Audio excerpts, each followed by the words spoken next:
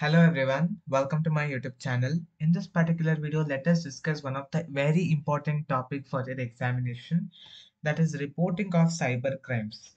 For example, if you are affected by the cyber crime or the cyber attacks, okay, then what are the steps or what are the procedures you have to follow to report certain cyber crimes? There are certain protocols which we have to follow. The first one speaks about contact local law enforcement. So what happens? Suppose there is sudden cyber threat or sudden cyber emergency. So first you have to go to the police station or any law enforcement agencies. There you have to go and report your incidents. So whatever the details you have, okay, that information you have to provide to them. First local police station ಗೆ ಹೋಗಿ ಅಥವಾ local law enforcement agencies ಗಳಿರ್ತಾರೆ. ಆ agencies ಗಳಿಗೆ ಹೋಗಿ ಏನೋ ಒಂದು cyber attack ಅಥವಾ cyber crime ಆಗಿದೆಯೋ ಅದ್ರ ಬಗ್ಗೆ ಎಷ್ಟು ಇನ್ಫಾರ್ಮೇಶನ್ ಅನ್ನ ಕೊಡೋದಕ್ಕಾಗುತ್ತೋ ಅಷ್ಟು ಇನ್ಫಾರ್ಮೇಶನ್ ಅನ್ನ ಅವ್ರಿಗೆ ಕೊಟ್ಟಬೇಕಾಗತ್ತೆ ನೀವು. Second thing is lodge a complaint with cyber crime cell. So what happens is there are, see, through in India, in various states and various union territories, we have many units, cyber crime units, cyber crime cells. Okay, so this particular cyber crime cell, they will take a formal complaint. They have a consent jurisdiction. So that is the place where you have to go and file a formal complaint. So ಈಗ ಇಂಡಿಯಾದಲ್ಲಿ ಹಲವಾರು ರಾಜ್ಯಗಳಲ್ಲಿ ಹಲವಾರು union ಟೆರಿಟರೀಸ್ಗಳಲ್ಲಿ cyber crime cell ಅಂತಾನೆ ಇರುತ್ತೆ. So ಅದು actually proper place. ನಮ್ಗೆ ಹೋಗಿ ಫಾರ್ಮಲ್ ಆಗಿ ಕಂಪ್ಲೇಂಟ್ ನ ಲಾಂಚ್ ಮಾಡೋದಕ್ಕೆ ಈ ಒಂದು ಸೈಬರ್ ಕ್ರೈಮ್ ಸೆಲ್ ಕರೆಕ್ಟ್ ಆದಂತಹ ಪ್ಲೇಸಸ್ ಇರುತ್ತೆ. Next one is National Cyber Crime Reporting Portal. So what happened is we have one online portal, that is www.cybercrime.gov.in. It is a government portal. So there you can go and report your cyber crime.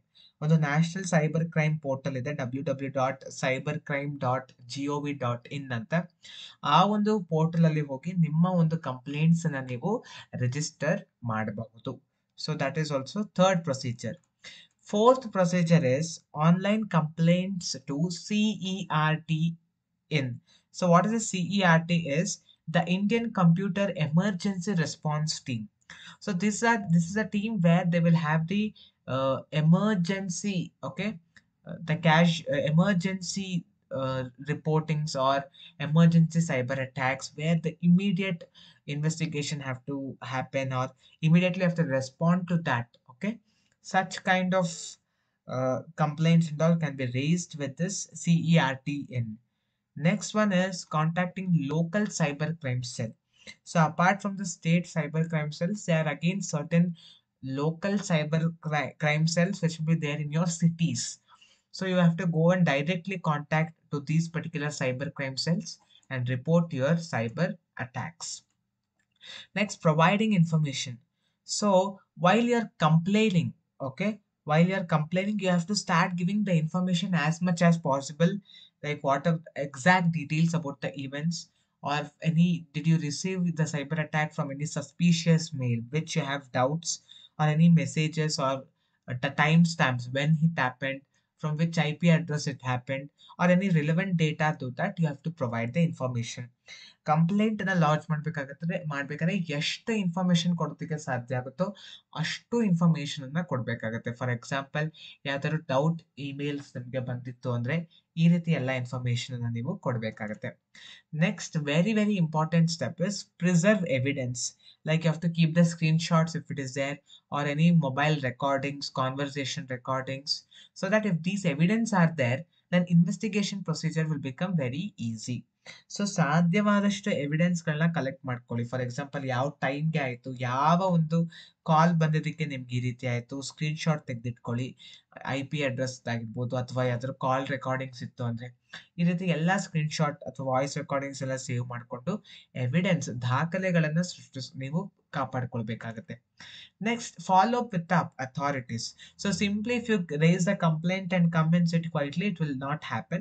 You have to keep on repeatedly follow up with them, or if you get any additional information in later days, you have to provide that additional information so that the investigation will become will go on very smoothly.